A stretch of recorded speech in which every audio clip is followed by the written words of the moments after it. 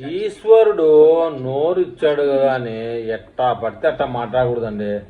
ఈశ్వరుడు నోరిచ్చాడు కదా అని ఇష్టం వచ్చినట్టు మాట్లాడితే ఇదో మన జోసఫ్ ప్రశ్న రావణ్ లాగా అయిపోతారండి.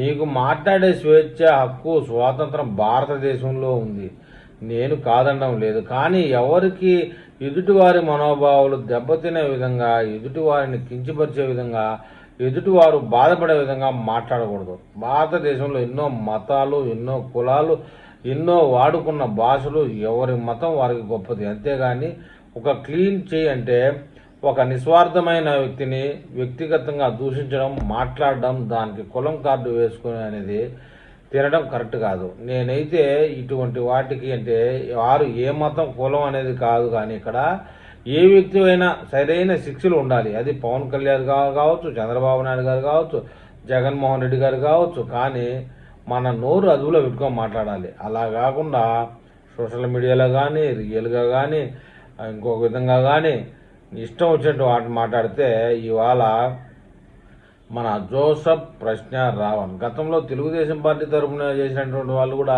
శిక్షలు అనుభవించారు. ఇప్పుడు ఇది ఇంత చూస్తూ ఉన్నా, ఇంత అనుభవం ఉన్నా కూడా మాట్లాడే వాళ్ళు మాట్లాడుతూనే ఉన్నారు, ఎవరికి అనుకూలంగా వాళ్ళు కేసులు పెట్టుకుంటూనే ఉన్నారు, జైలు పాలు అవుతూనే ఉన్నారు.